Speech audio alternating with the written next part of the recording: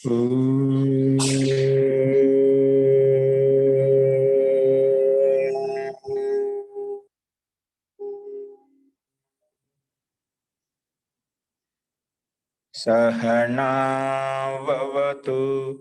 सहनौ भुनक्तु सह वीर्यं करवावहै तेजस्विनावधीतमस्तु मा विद्विषावहै। ओम शांति शांति शांति।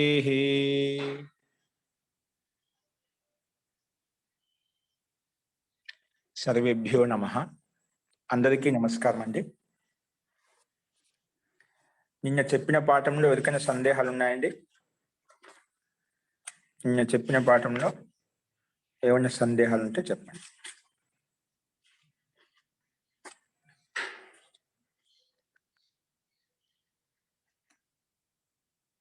అస్తు ప్రకృతం అనుసరామః। మనము సాధనా పాదం చెప్పుకుంటున్నాము। అందులో సాధనా పాదనంలో ఈ సాధనా పాదంలో ముందుగా క్రియాయోగం యొక్క స్వరూపం ఏంటో చెప్పుకుంటున్నాం। ఇక్కడ మహర్షి పతంజలి క్రియాయోగం యొక్క స్వరూపం ఏం చెప్పారంటే తపః స్వాధ్యాయేశ్వర ప్రణిధానాని క్రియాయోగః। అంటే తపః స్వాధ్యాయము ఈశ్వర ప్రణిధానం చేయడం క్రియాయోగం చెప్పుకున్నాము। ఇలా క్రియాయోగం చేయడం వల్ల ఏం లాభం కలుగుతుంది అంటే ఏం ఫలం కలుగుతుంది అంటే ఏ ఫలం ఉత్పన్నం అవుతుంది అంటే సమాధి భావనార్థ క్లేశ తనుకరణార్థశ్చ। ఈ స్వాధ్యాయము తపస్సు ఈశ్వర ప్రణిధానం చేసుకోవడం ఏం కలుగుతుందంట? సమాధి భావన కలుగుతుంది, ఈశ్వర ఆత్మ పరమాత్మ పట్ల శ్రద్ధ కలుగుతుంది, మన శాస్త్రాల పట్ల శ్రద్ధ కలుగుతుంది, సంస్కృతి పట్ల శ్రద్ధ కలుగుతుంది। అంటే సమాధి పట్ల భావన ఉత్పన్నం అవుతుంది। ఇంకా క్లేశ తనుకరణార్థశ్చ, క్లేశాలు కూడా తగ్గించుకోవచ్చు, క్లేశాలను న్యూనం చేసుకోవచ్చు అని చెప్పినాం। కానీ ఆ క్లేశాలు ఏంటివి? క్లేశాలు తగ్గించుకోవచ్చు అంటున్నాం। ఏంటివి ఆ క్లేశాలు అంటే అవి అవిద్య, అస్మిత, రాగము, ద్వేషము, ఈ 5 క్లేశాలు అన్నమాట। అవిద్య, అస్మిత, రాగ, ద్వేష, అభినివేశాః పంచ క్లేశాః। ఈ క్లేశాలు 5 రకాలు। అవే అవిద్య, అస్మిత, రాగము, ద్వేషము, అభినివేశము, ఈ 5 క్లేశాలు।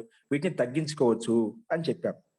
ఇవన్నీ ఏంటి, ఎక్కడి నుంచి ఉత్పన్నమయ్యాయి? అవిద్య, అస్మిత, రాగం అంటే ఇవి అవిద్య ఉండటం వల్ల ముందున్నటువంటి అస్మిత, రాగము, ద్వేషము, అభినివేశము, ఈ 4 క్లేశాలకు, ఈ 4 క్లేశాల సంతతికి ముఖ్య మూల కారణము ఈ అవిద్య అని చెప్పి నెక్స్ట్ 4వ సూత్రం చెప్పుకున్నాం। అవిద్య క్షేత్రం ఉత్తరేషాం ప్రసుప్త తను విచ్ఛిన్నోదారాణం। ఈ అవిద్య అనేది పక్కన ఉన్నటువంటి అస్మిత, రాగము, ద్వేషము, అభినివేశ, ఈ 4 క్లేశాలు కూడా ఉత్పత్తి స్థానం, మూల కారణము। ఇవి ఎలా ఉంటాయి? ఈ అన్ని క్లేశాలు అస్మిత, రాగ, ద్వేష, అభినివేశ, ఈ పంచక్లేశాలు ఎలా ఉంటాయంట? ప్రసుప్త తను విచ్ఛిన్న ఉదారాణం, వీటన్నిటికీ ఇది మూల ఆధారము। ఇవి ప్రసుప్త అవస్థలో, విచ్ఛిన్న అవస్థలో, ఇంకా తను అవస్థలో, ఉదార అవస్థలో ఉంటాయి। అవి మనకు ఆలంబన ఏ రకంగా అయితే మన ముందుకు వస్తుందో ఆలంబనాన్ని బట్టి అవి ఉదార అవస్థలోకి కానీ సూక్ష్మ అవస్థలో కానీ ఉంటాయి। కాబట్టి కానీ వీటన్నిటికీ ఈ క్లేశాలు ఉంటాయి, మూల ఆధారం, మూల కారణము అవిద్య అని చెప్పుకున్నాము। ఈ అవిద్య వల్లనే అస్మిత, రాగ, ద్వేష, అభినివేశాలు కూడా ఉత్పన్నమవుతాయి। తో ఇందులో అవిద్య అంటే ఏమిటి? ఇవి మూల కారణం చెప్పాము। ముందు అవిద్య యొక్క స్వరూపం ఏంటి మరి? సో అవిద్య మూల కారణం చెప్పాము మిగిలిన 4 క్లేశాలకు। సో ఈ అవిద్య యొక్క వాస్తవిక స్వరూపం ఏంటి? అవిద్య అంటే ఏమిటి? మరి అవిద్య ఎలా తొలగించుకోవాలన్నప్పుడు దానికి సమాధానంగా 5వ సూత్రంలో అనిత్య, అశుచి, దుఃఖ, అనాత్మసు నిత్య శుచి సుఖ ఖ్యాతిర్ అవిద్య। అనిత్య, అశుచి, దుఃఖ, అనాత్మలో మనము నిత్య శుచి సుఖ ఆత్మఖ్యాతి కలిగి ఉండటమే ఇది అవిద్య। అంటే ఉన్నది ఉన్నట్టు కాకుండా లేని ఉన్నట్టుగా భావించుకోవడం, ఉన్నది లేనట్టుగా భావించుకోవడమే అవిద్య అని చెప్పాం। అవి ఏంటివి చెప్పాం ఇక్కడ? అనిత్య వస్తువుల్లో నిత్యంగా భావించడం, అశుచి శరీరంలో శుచి శరీరంగా భావించడం, అదేవిధంగా దుఃఖంలో సుఖ భావన, అనాత్మలో ఆత్మ భావన కలిగి ఉండటం, ఇది అవిద్య అని మనం చెప్పుకున్నాము। అదేవిధంగా మరి రాగం అంటే ఏమిటి? అవిద్య యొక్క స్వరూపం చెప్పుకున్నాము, ఈ రకంగా విస్తృతంగా చూశాము. మరి రాగం అంటే ఏమిటి? అస్మిత అంటే ఏమిటి? నెక్స్ట్ రెండవది అస్మిత అంటే దృక్ దర్శన శక్తియోర్ ఏకాత్మత ఇవ అస్మిత. దృక్ శక్తి, దర్శన శక్తి. దృక్ శక్తి అంటే ఆత్మ, జీవాత్మ యొక్క శక్తి. దర్శన శక్తి అంటే ఆ బుద్ధి, చిత్తం యొక్క శక్తి. వీటిని రెండింటికి ఒకటేగా భావించడమే అస్మిత క్లేశం అంటాం. ఈ రెండు ఒకటిగా భావిస్తున్నావు, ఈ శరీరం అంతా ఒకటిగా భావిస్తున్నావు అంట, వేరు వేరుగా భావించడం. నువ్వు ఏ రోజైతే నువ్వు ఈ ఆత్మ వేరు, ఈ శరీరం వేరు నీ భావన కలిగిందో, వివేక్యాతి కలిగిందో, అప్పుడు నీకు ఏ భయం ఉండదండి, ఏ క్లేశం నిన్ను బాధించదు. ఇది అలా చూడటం లేదు కాబట్టే ఇదంతా ఒకే విధంగా చూస్తున్నాం. శరీరం మొత్తం పిండాన్ని అంతా కూడా ఆత్మను శరీరాన్ని పక్కన వేరువేరుగా చూడడం లేదు, ఒకే విధంగా చూస్తున్నాం. దాన్ని అస్మితా క్లేశం అంటాము. ఈ రెండు ఒకటిగా ఉంది కాబట్టి ఈ క్లేశం, అస్మితా క్లేశం అని పీడిస్తుంది, బాధపడుతుంది. అందుకే దర్శన శక్తి ఏకాత్మిత, ఒకటే విధంగా, ఒకే రకంగా, అంటే ఒకటే అనే ప్రతీతి మనకు కలుగుతుంది. అందుకే దీన్ని ఏకాత్మత ఇవ అస్మిత అని చెప్పింది. దీన్ని అస్మితా క్లేశము. కాబట్టి జీవాత్మను, ఆ శరీరాన్ని అంటే బుద్ధిని ఒకే విధంగా భావించడాన్ని, ఒకే విధమైనటువంటి ప్రతీతి కలగడాన్ని అస్మిత అని చెప్పాము. మరి రాగం అంటే ఏమిటి? రాగం అంటే సుఖానుషాయి రాగ. సుఖానుషాయి, సుఖ అనుసరణ కలిగిన వారి స్థితి ఏదైతే ఉందో, ఏదైనా గతంలో కావచ్చు, ఈ జన్మలో కావచ్చు, పూర్వంలో కొంచెం సుఖానుభూతిని పొందాం. ఆ సుఖానుభూతిని పొంది ఆ స్మృతి ద్వారా, ఇప్పుడు ఒక సుఖానుభూతి పొందామంటే ఖచ్చితంగా ఒక సంస్కారం పడుతుంది, కర్మాశయం ఏర్పడుతుంది ఖచ్చితంగా. అంటే ఆ చాప్ పడుతుంది, సంస్కారం యొక్క వాసన రూపు సంస్కారం ఖచ్చితంగా పడుతున్నామాట. ఆ సంస్కారం ఉన్నప్పుడు ఖచ్చితంగా ఆ స్మృతి కూడా ఉంటున్నాడు. ఏదైతే సుఖానుభూతి పొందామో ఆ స్మృతి కూడా ఉంటుంది. కాబట్టి సుఖానుషాయి రాగ, ఏదైతే సుఖాన్ని పొందావో, అనుభూతిని పొందావో, అది స్మృతి ద్వారా మళ్ళీ ఆ సుఖాన్ని కావాలనుకోవడమే, అది దాన్ని పొందాలనుకోవడమే రాగము. సుఖానుషాయి రాగ. సుఖ అనుసరణ కలిగిన వాళ్ళ స్థితి ఏదైతే మనసు ఏదైతే ఉందో, చిత్తం ఏదైతే కావాలనుకుంటుందో, ముందుగా అనుభవించిన సుఖాన్ని, ఆ సుఖం పట్ల అయితే ఆసక్తి, కోరిక ఉందో దాన్నే రాగం అంటాము. అది చెప్పాడు. సుఖాభిజ్యస్య సుఖాను స్మృతి పూర్వ సుఖే తత్ సాధనేవ యో గర్ధ తృష్ణ లోభ స రాగ ఇది ఉచ్యతే అని చెప్పి. అంటే సుఖము, ఆ సుఖానికి సంబంధించి ఏవైతే సాధనాలు ఉన్నాయో, అప్పుడు ఆ సుఖాన్ని పొందడంలో ఏవైతే సాధనాలు మనకు ఉపయోగపడ్డాయో వాటి పట్ల ఆకర్షణ, మళ్ళీ అలాంటి స్థితి మళ్ళీ వస్తే బాగుండేది, అటువంటి స్థితి మళ్ళీ కలిగితే బాగుంటుందని మనం ఆలోచిస్తూ ఉంటాం, కోరుకుంటూ ఉంటాం అట. అంటే అది సుఖానుభూతిని ఇచ్చింది కాబట్టి దాన్ని కోరుకుంటున్నామట. అటువంటి అనుభూతి ఏదైతే ఉందో, దాని పట్ల కోరిక ఏదైతే ఉందో దాన్ని రాగం అని చెప్పాము. రాగమని ఇక్కడ వ్యాస మహర్షి కూడా చెప్తున్నారు. సో సుఖానుషాయి రాగ, సుఖాన్ని అనుసరించేది రాగం అని చెప్పాం. మరి ద్వేషం అంటే ఏమిటి? ఈరోజు చూద్దాం. ఇది వచ్చి దానిలోనే ఉంటుంది, చూసుకోండి. 8వ సూత్రము, దుఃఖానుషాయి ద్వేష. దుఃఖానుషాయి అంటే దుఃఖ అనుసరణ కలిగిన వాళ్ళ, అంటే ఎప్పుడో మన జీవితంలో, ఈ జన్మలో కావచ్చు, పోయిన గత జన్మలో కావచ్చు, మనం ఏదైనా దుఃఖాన్ని పొంది ఉంటాం. ఆ దుఃఖాన్ని పొందినప్పుడు, అనుభూతిని పొందినప్పుడు ఆ సంస్కారం, ఆ వాసన పడి ఉంటుంది. ఆ వాసన పడినాక దాని సంస్కారం, దాని స్మృతి కూడా ఉంటుంది. ఆ స్మృతి ద్వారా ఏదైనా ఆలంబన వచ్చినప్పుడు ఆ స్మృతి ఉత్పన్నం అవుతుంది, జాగృతం అవుతుంది. అది ఆ దుఃఖానికి సంబంధించిన ఏవైతే సాధనాలు ఉన్నాయో, ఏదాని వల్ల నీకు, ఏ సాధనముల వల్ల, ఏ వ్యక్తి ద్వారా, ఏ వస్తువు ద్వారా, ఏ పశు పక్షుల ద్వారా ఏదైతే దుఃఖం కలిగిందో, ఆ దుఃఖానికి సంబంధించిన సాధనాలు ఏవైతే ఉన్నాయో వాటి పట్ల ద్వేషం కలిగి ఉండటము, దాన్ని నాశనం చేయాలి, దాన్ని నష్టం చేయాలనే భావన, కోరిక తీవ్రంగా ఏర్పడుతున్నాను, దాన్ని ద్వేషం అంటాం. అంటే దుఃఖానికి సంబంధించిన సాధనములు ఏవైతే ఉన్నాయో వాటి పట్ల ద్వేష భావన, అంటే వాటిని నాశనం చేయడానికి, తీవ్రమైన వినాశనం చేయడానికి క్రోధము, ఆక్రోశం ఏదైతే వస్తుంటుందో దాన్ని ద్వేషము అంటాము. అదే విషయం చెప్పాడు. అందుకే దుఃఖానుషాయి ద్వేష. దుఃఖాన్ని అంటే దుఃఖపూర్వక భోగం ఏదైతే అనుభవించామో అది మన అంతఃకరణలో దాని యొక్క సంస్కారం పడి ఉంటుందంట. అది స్మృతి ద్వారా వాటి పట్ల ద్వేషం కలుగుతుంది, వాటిని నాశనం చేయాలి, వాటిని క్రోధపూర్వకంగా వాటిని ఎప్పుడెప్పుడు ఇది చేద్దామనే ఆకాంక్ష ఎక్కువగా ఉంటుందంట, అంటే విపరీత భావన ఎక్కువగా ఉంటుంది. అటువంటి స్థితి ఏదైతే ఉందో దాన్ని ద్వేషం అంటాము అని చెప్పి ఇక్కడ మహర్షి పతంజలి సూత్రం ద్వారా తెలుస్తుంది. దుఃఖానుషాయి ద్వేష అని చెప్పి. ఇదే విషయంలో మహర్షి వ్యాసం అంటున్నారు చూడండి. దుఃఖాభిజ్యస్య దుఃఖాన్ని స్మృతి పూర్వో దుఃఖే తత్ సాధనేవా యహ ప్రతీఘ. అంటే ప్రతీకారం తెలుసుకోవాలి, ఎట్లే కానీ ఏ విధంగా దాన్ని ప్రతీకారం తెలుసుకోవాలనే భావనతోటి. ప్రతిఘో మన్యుర్ జిఘాంస క్రోధ స ద్వేష ఇది. అంటే వాడిని ప్రతీకారం తెలుసుకోవాలి, చంపాలి, చేయాలి, ఇంకంత బలమైన ఆక్రోశం వస్తూ ఉంటున్నమాట, తీవ్రంగా ఆక్రోశం వస్తుందన్నమాట. ఎవరికి? దుఃఖాభిజస్య, దుఃఖానికి అనుభూతిని పొందిన వ్యక్తి ఎవరైతే ఉన్నారో ఆ అనుభూతి దుఃఖాన్ని స్మృతి పూర్వ, ఆ దుఃఖానుభూతి సంస్కారం పడి ఉంటుంది కదా, మళ్ళీ స్మృతి పూర్వకంగా ఏమవుతుంది, దుఃఖంలో తత్ సాధనేవ, ఆ దుఃఖానికి సంబంధించిన సాధనాలు ఏవైతే ఉన్నాయి, ఏటి ద్వారా అయితే మనకు దుఃఖం కలిగిందో వాటి సాధనలో ప్రతిగ్రహ, వాటిని ప్రతిగ్రహ అంటే ప్రతీకారం తీర్చుకోవడం కోసం, తర్వాత మన్యుది జిగాంస, వాటిని చంపడం కోసం అంటే ఆక్రోషంతో చంపడం కోసం ఏదైతే క్రోధం కలుగుతుందో దాన్నే స ద్వేష ఇది ఉచ్యతే, ద్వేష ఇది అని దాన్ని ద్వేషం అంటాము. కాబట్టి మనకు దుఃఖమైన సుఖమైన ఏదో ఒక అనుభూతి కలుగుతుంది, వాటి పట్ల ఆసక్తి ఉన్నప్పుడు దాన్ని రాగం అంటాం, వాటి పట్ల విరక్తి ద్వేషం కలిగినప్పుడు, ఈర్ష్యా భావన కలిగినప్పుడు, క్రోధ భావన కలిగినప్పుడు దాన్ని ద్వేషం అంటాము.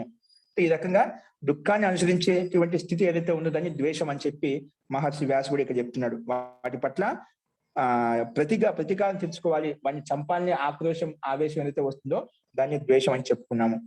అస్తు నెక్స్ట్ మరి ద్వేషం యొక్క స్వరూపం చెప్పాము, రాగం యొక్క స్వరూపం చెప్పుకున్నాము, అస్మిత అంటే కూడా చెప్పుకున్నాము.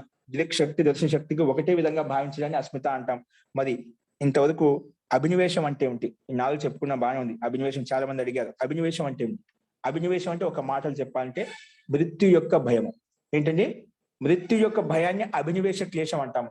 ఇది ఇప్పుడు ఈ సంసారంలో పెద్ద దుఃఖం ఏంటి, అత్యంత దుఃఖం పెద్దగా ఉండేది ఏంటి అంటే అత్యుడంగా భయం పుడుతుంది.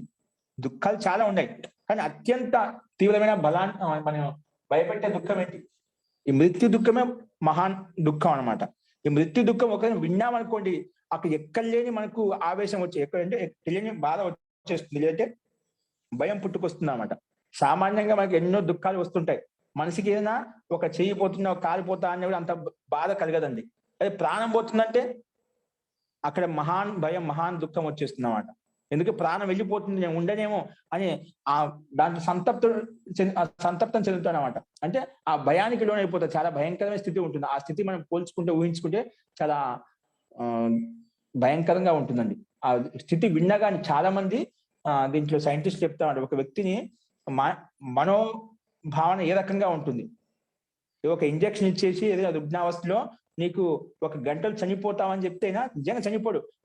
సామాన్య ఇంజక్షన్ ఇచ్చేసి కూడా, నీళ్ళతో ఇంజక్షన్ ఇచ్చి కూడా నువ్వు 1 గంట చనిపోతాను డాక్టర్ చెప్పామనుకోండి, ఆ భయంలోనే 1 గంట ముందు చనిపోవాల్సి 1 అర్ధగంట ముందు చనిపోతానమాట. అంటే దాన్ని ఊహించుకొని, ఆ భయంలో ఊహించుకొని 1 అర్ధగంట ముందే చనిపోతానమాట. అంటే చనిపోవాలని స్థితి అనమాట. అట్లా ప్రయోగాలు చేసి చూపించామనుకో వైజ్ఞానికులు. సో నిజంగా ఆ మనోవేదన అంత భయంకరంగా ఉంటుందన్నమాట. ఆ భావనలో దాంట్లో పూర్తిగా లీనమైపోయి నిజంగా 1 గంట ముందు 2 గంటల ముందు ఆల్సిన స్థితి ఏదైతే ఉందో అది ముందే 1 గంట ముందే చనిపోతానమాట. అంటే అంత పూర్తిగా ధ్యాన స్థితిలో వెళ్ళిపోతానంట. అంటే ఆ భయ స్థితిలో లోడ్ అయినప్పుడు అంటే ఆ లోపల ఉండే తరంగాలు మొత్తం ఆ రకంగా దాని క్రియేటివిటీ మొత్తం మారిపోతుంది అన్నమాట. అందుకే మృత్యు దుఃఖంతో బాధపడుతూ శరీరాన్ని వదిలేస్తాడన్నమాట. కాబట్టి అభినివేశం అంటే మృత్యు యొక్క భయం ఏదైతే ఉందో దాన్ని అభినివేశ క్లేశం అంటాము. ఇది అందరికీ ఉంటుంది. అది ఎలాగా చూడండి, మహర్షి పతంజలి ఏం చెప్తున్నాడు, స్వరసవాహి విదూషో అపి తథారూఢో అభినివేశ. ఇదేంటి స్వరసవాహి? స్వరసవాహి అంటే అపుణ్య సంస్కారంతో ఉత్పన్నమైనటువంటి అనమాట. అంటే గత జన్మలో కొన్ని సంస్కారాలు ఉన్నాయన్నమాట. తన సంస్కారాలతో వాహన కలిగేవాళ్ళు, అంటే ముందు గత జన్మలో ఏవైతే సంస్కారాలు ఉన్నాయో వాటికి ఆ వాహన కలిగేవాళ్ళ. చెప్పాం కదా, చిత్తంలో అనాదివాస సంస్కారం బలంగా ఉంటాయన్నమాట. మన శరీరం వెళ్ళిపోయినా కూడా చిత్తంలో ఆ సంస్కారం ఉంటుంది ఖచ్చితంగా. అందుకే స్వరసవాహి విదూషో అపి ఈ స్వర అప్పుడే చిత్తంలో ఉండే సంస్కారాలు ఏవైతే ఉన్నాయి, ఆ సంస్కారాలు అంటే ఆ సంస్కారాలు ఏముంది, మృత్యు యొక్క సంస్కారం కూడా ఉంది. మృత్యు యొక్క భయం ఉంది కదా, ఆ మృత్యు ద్వారా ఏదైతే భయం ఉత్పన్నమైందో, అంతిమ స్థితిలో మనం మృత్యు వచ్చినప్పుడు ఆ భయానికి లోనప్పుడు ఒక సంస్కారం ఏర్పడుతున్నమాట. ఆ సంస్కారం కూడా ఈ చిత్తులో ఉంది. అందుకే స్వరసవాహి అంటే అప్పుడే సంస్కారంతో వాహన కలిగే వాళ్ళ స్థితి ఎవరైతే ఉందో, ఏ ఆత్మకైతే ఉందో ఆ స్వరసవాహి విదూషో అపి, విద్వాంసులకు కూడా, అపి అంటే సామాన్య మనుషులకు కూడా, విదుష అపి అంటే సామాన్య వ్యక్తులకు కూడా, తథారూఢ అదే విధంగా భయపడుతూ ఉంటుంది. తథా ఆరూఢ అంటే ఆ విధంగా ఆరూఢం అయిపోయిందంట. ఏది? ఈ మృత్యు యొక్క భయము. అట్లే ఈ మృత్యు యొక్క భయము సామాన్య వ్యక్తులను, అది విద్వాంసులు, ఇంకా ఆత్మఖ్యాతి కలిగినటువంటి వ్యక్తి ఎవరైతే ఉన్నారో వారందరినీ కూడా ఇది భయపెడుతుంది. తథా ఆరుడ, అందరినీ అదే విధంగా ఆరుడమైందంటే భయపడుతుంది. మృత్యు యొక్క భయం వేధిస్తుంది, బాధిస్తుంది. ఎందుకు? ఇది స్వరసవాహి అప్న సంస్కారంతో ఉత్పన్నమైందంట. గత జన్మలో ఈ మృత్యు యొక్క భయాన్ని అనుభూతిని నువ్వు పొందావు, ఆ అనుభూతి ఉంది. ఆ అనుభూతి కారణంగా ఆ వాహనం, ఆ స్వరసవాహి మనలో ఉంది, ఆ సంస్కారం ఉంది కాబట్టి ఆ సంస్కారం కారణంగానే మనం విద్వాంసులను కూడా సామాన్య వ్యక్తులను కూడా అపి శబ్దంతో సామాన్య వ్యక్తులకు తీసుకున్నాం. అది తథా ఆరుడు, అదే విధంగా ఆరుడం అయిపోయింది మృత్యు యొక్క భయము.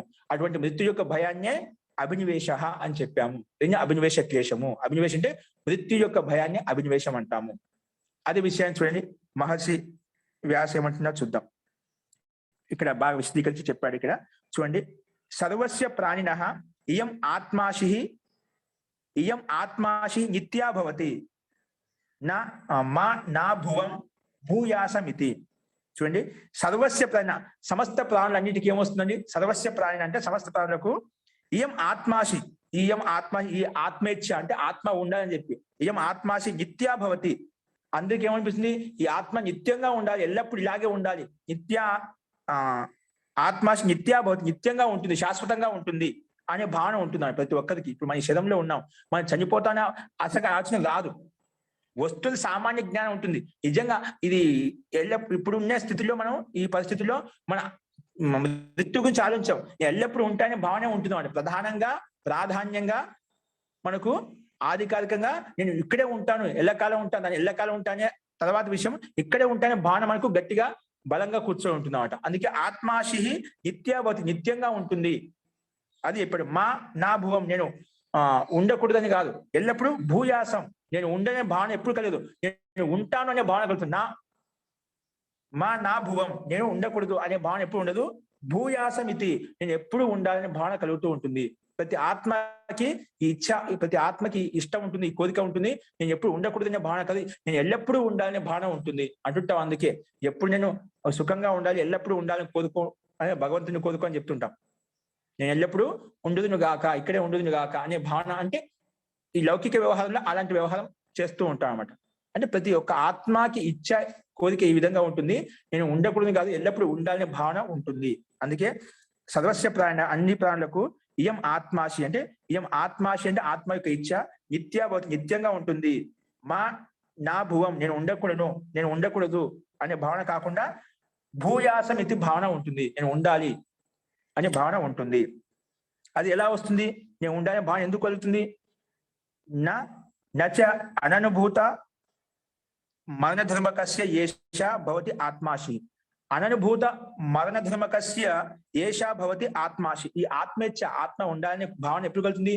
ముందు అననుభూత మరణ ధర్మం లేకుండా ఈ అనుభూతి కలగదండి. అంటే ముందుగా మన ఈ ఆత్మ ఉండని తెలుసు, ఈ అనుభవం ఉంది, అందుకే అనుభవం ఉంది కాబట్టి నేను ఉండకూడదు అనుకోండి, నేను ఎప్పుడు ఉండాలంటున్నాను తెలుసు, నేను ఉండాలని తెలుసు, కొంతకాలం తర్వాత ఉండాలని తెలుసు. అందుకే ఈ అనుభూతి ఉంది కాబట్టి ఈ అనుభూతి లేకుండా, గత జన్మలో మృత్యు యొక్క భయం చూడకుండా నీకు అనుభూతి కలగదు. ఆ అనుభూతి ఉంది కాబట్టి ఇప్పుడు ఈ ఆలోచన వస్తుంది, నేను ఉండకూడదు కానీ ఎల్లప్పుడూ ఉండాలని కోరుకుంటున్నాం అట. కొంతమందికి అనుకోకుండా మృత్యు వస్తుంటుంది కదా, అది ఇష్టం ఉండదు మనకు. అకస్మాత్తుగా జాతీయాయు భోగు నిశ్చయం, అది భోగు ఈశ్వర వ్యవస్థ భోగం ఆయువు నిశ్చయం, అది వేరే విషయం. కానీ చావు రాకముందుకే కొంతమంది అనుకోకుండా పరిణామం వల్ల, ఇతరుల యొక్క పరిణామం వల్ల మనం మృత్యుకు లోనవుతూ ఉంటాం. కాబట్టి అందుకే మనం ఎల్లప్పుడూ ఉండాలని కోరిక మనకు ప్రబలంగా ఉంటుంది. ఎందుకు? దీనికి మృత్యు వస్తుంది, చనిపోతా అనే భావన మనకు, అది సంస్కారం ప్రబలంగా ఉంది కాబట్టి అందుకే నేను ఉండకూడదని కాదు, ఎల్లప్పుడూ ఉండాలని కోరిక ఉంటుంది మనకు. అందుకే ఇది అనుభవికిన నచ అననుభూత మరణ ధర్మకస్య ఏషా భవతి ఆత్మాశి. ఈ ఆత్మేచ్ఛ అనేది గత జన్మల అనుభవం లేకుండా ఇలాంటి ఆత్మేచ్ఛ నేను ఉండాలనే భావన నీకు కలగదు.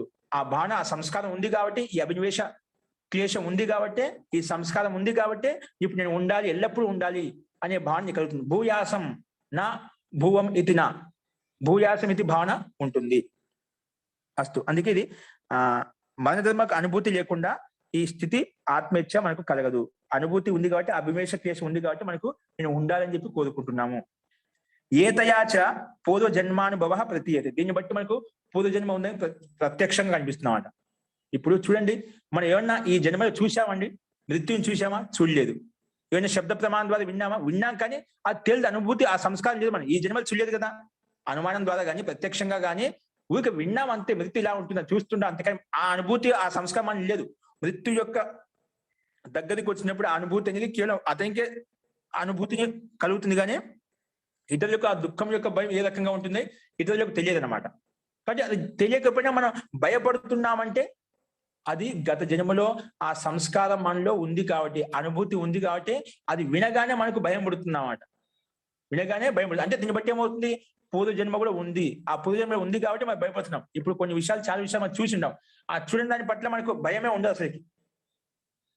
మరి ఏ దాన్ని చూడకుండా మనకు భయం కలుగుతుందంటే అది గత జన్మలో ఉండే సంస్కారాన్ని బట్టి అది మనకు వినగానే మనకు ఆ స్థితి చూడగానే మనకు కూడా భయం వేస్తుంది. అంటే పూర్వజన్మ ఉందని మనకు స్పష్టం అవుతుంది. కాబట్టి ఇక్కడ దీన్ని బట్టి ఏమవుతుంది, ఈ ఆత్మీయతని బట్టి ఏమో అర్థమవుతుందంటే ఏతయాచ పూర్వ జన్మానుభవ ప్రతీయతే, పూర్వజన్మ కూడా ఉందని చెప్పి మనకు ప్రతిదీ కలుగుతుంది. సచ అయం అభినివేశ క్లేశ స్వరసవాహి క్రిమేరపి జాత మాత్రస్య ప్రత్యక్ష అనుమాన ఆగమైరపి అసంభావితో మరణత్రాస ఉచ్ఛేద దృష్ట్యాత్మక పూర్వ జన్మానుభూతం మరణ దుఃఖం అనుమాపయతి. పూర్వ జన్మానుభూతం మరణ దుఃఖం అనుమాపయతి.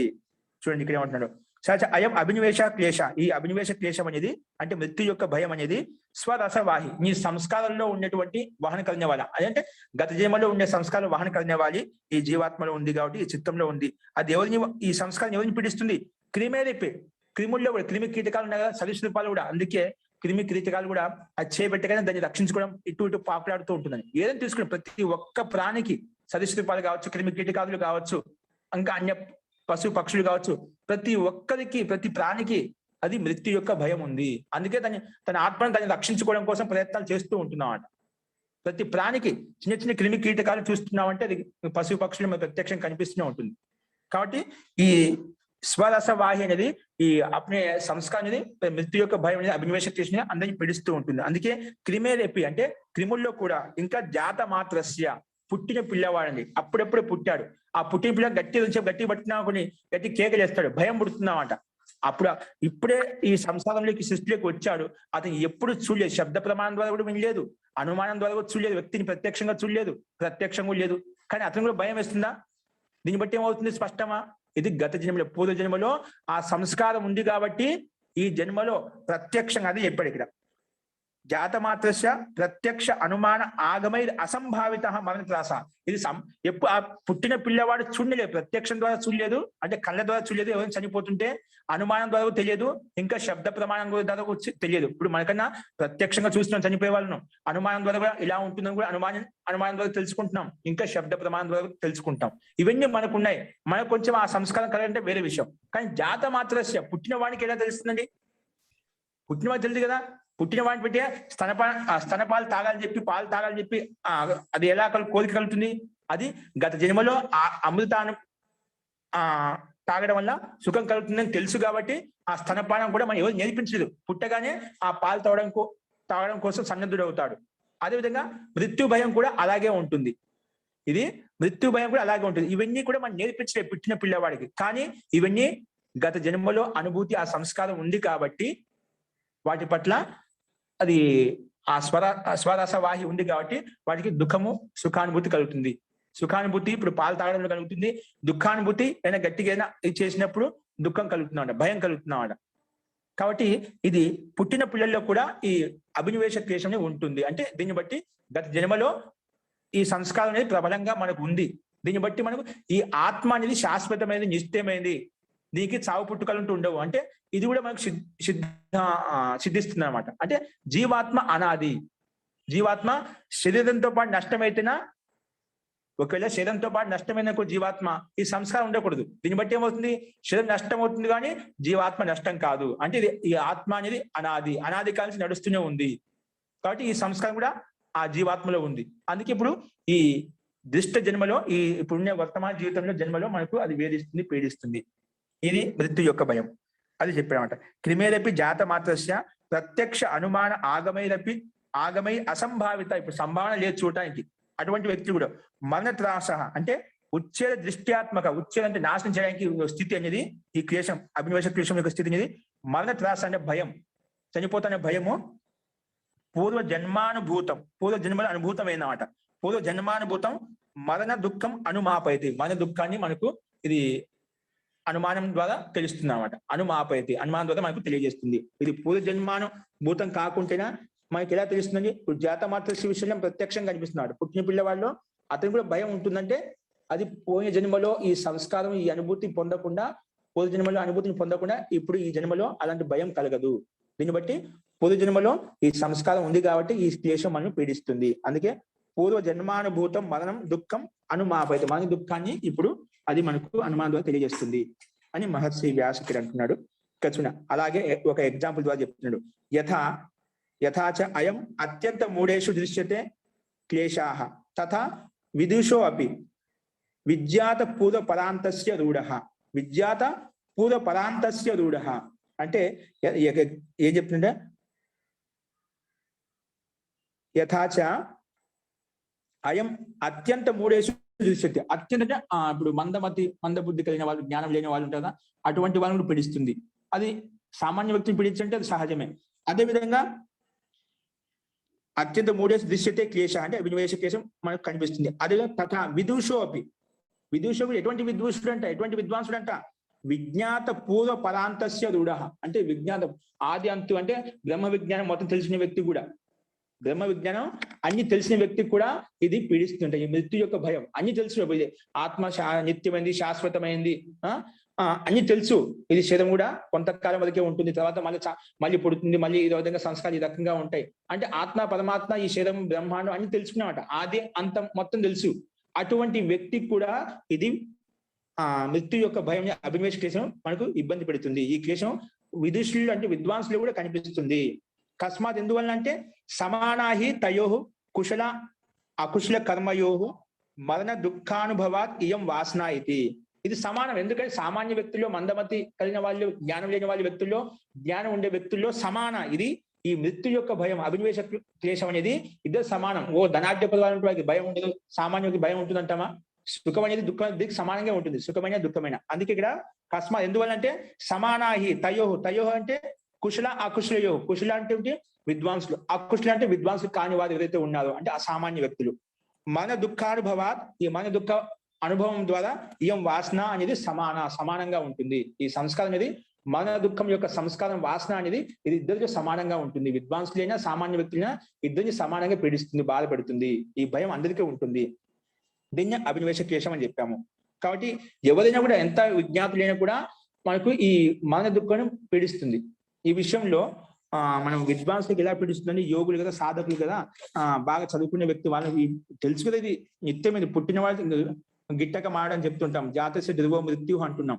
కానీ ఇది తెలిసినా కూడా మనం ఎందుకు భయం పడుతుంది? ఇది నిత్యం, చావు పుట్టుకలు ఖచ్చితంగా, జన్మ అంటే ఖచ్చితంగా దుఃఖం కూడా ఉంటుంది, అది తెలుసు. కానీ శాబ్దిక రూపం తెలుసు అయినా తెలిసినా కూడా మనం ఆయన బాధపడతాం. ఆ భయం మనం వేధిస్తూ ఉంటుంది, భయం వేధిస్తూ ఉంటుంది అంట. అందుకే ఈ విషయంలో ఒకటి ఉపనిషత్తుల్లో, ఒకటి చాందోగ్య ఉపనిషత్తులో నారద సనత్ కుమారు యొక్క సంవాదం ఉంది. నారదుడు సనత్ కుమారుడు యొక్క సంవాదంలో నారదుడు సనత్ కుమారు దగ్గరికి వెళ్తాడట. నారదుడు సనత్ కుమార్ దగ్గరికి వెళ్ళి, ఆచార్య నేను విద్య నేర్చుకోవాలనుకుంటున్నాను అంటే, నువ్వు విద్య నేర్చుకోవాలనుకుంటే నువ్వు ఇంతవరకు ఏమేమి చదువుకోవచ్చే ముందు అవి చెప్పు అని చెప్పాడు. అంటే అప్పుడు నారదుడు ఏం చెప్తా అంటే, నేను మొత్తం 4 వేదాలు చదివాను, బ్రాహ్మణ గ్రంథాలు చదివాను, ఉపనిషత్తులు చదివాను, దర్శనాలు చదివాను, అన్ని చదువుకోవచ్చా అంటే ఏం లేదు, చదవాల్సింది మొత్తం చదువుకున్నావు. నువ్వు అన్ని చదువుకున్న తర్వాత నాతో నువ్వేం చదువుకుంటావు? నువ్వే అన్ని 18 విద్యలు చదివేశాం. దీంట్లో మనకు 18 విద్యలు అని చెప్పి ఋగ్వేదాది ఏవైతే వేదాలు ఉన్నాయి మొత్తం ప్రక్రియ ఉందన్నమాట. అన్ని విద్యలు చదివేయండి. మరి అన్ని విద్యలు చదివిన తర్వాత నాతో నువ్వేం చదువుకుంటావు అంటే, నేను అన్ని విద్యలు చదివినాను కానీ ఊరిక మంత్రవిత్తు అంతే, మంత్రాలు మాత్రం శాబ్దిక రూపం నేను తెలుసుకున్నాను కానీ ఆత్మవిత్తు కాదు, నేను ఆత్మ తెలుసుకోలేదు.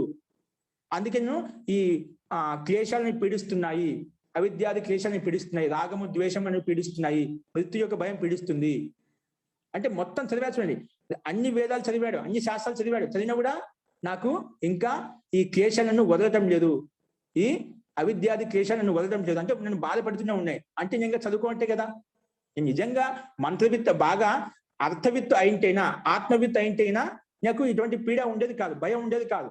ఆయన క్లేశాలు పీడిస్తున్నాయంటే నేను చదివింది పూర్తిగా చదవలేదు, ఇంకా ఉంది తెలుసుకోవాల్సింది. కాబట్టి దీన్ని బట్టి ఏమవుతుంది, అందుకే విదూషోపి ఈ అభినివేశ క్లేశం అనేది పీడిస్తున్నా, విదూషోపి అని చెప్పాడు. విదూషోపి తథా ఆరుడ, ఆ విద్వాంసులు కూడా ఈ పీడ అనేది, అభినివేశ క్లేశం అనేది మనకు బాధిస్తూ ఉంటుంది. కాబట్టి మనకి ఇక్కడ నారదుడు సనత్ కుమార్ యొక్క సంవాదంలో మన చాందోగ్యోపనిషత్తు ఇంకా విస్తృతంగా చెప్పాడట. ఈ రకంగా అంటే ఇక్కడ ఎన్ని విద్యలు చదివినా కూడా ఈ క్లేశాలు అనేటివి ఆత్మఖ్యాతి అంటే వివేక ఖ్యాతి కలగనంత సేపు, ఆత్మ పరమాత్మ యొక్క దర్శనం కానంతసేపు ఈ క్లేశాలు మనం బాధిస్తూనే ఉంటాయి. ఇది మటుకు అటల్ సిద్ధాంతం. అది ముందే చెప్పుకున్నామట.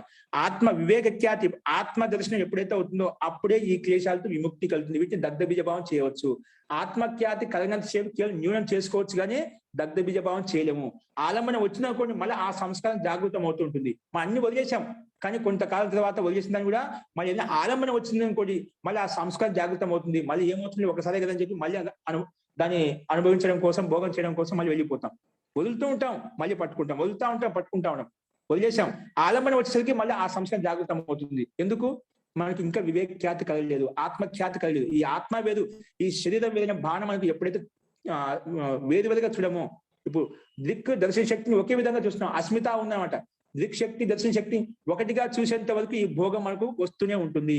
ఎప్పుడైతే దృక్ శక్తిని, దర్శన శక్తిని, ఈ బుద్ధి శక్తిని, ఆత్మశక్తిని వేరుగా చూస్తామో అప్పుడు ఈ భోగం మనకు కనిపించదు. అంటే ఆత్మ విత్ కావడం వలన అప్పుడు మనకు ఈ క్లేశాలు మనం వేధించవు, ఇబ్బంది పెట్టవు. అప్పుడు మన దుఃఖం కూడా మనకు అది అది ప్రకృతి యొక్క ధర్మం, శరీరం యొక్క ధర్మం అని చెప్పి దాన్ని సహస్రంగా స్వీకరిస్తుంది. అంటే భయం ఉండదు అన్నమాట.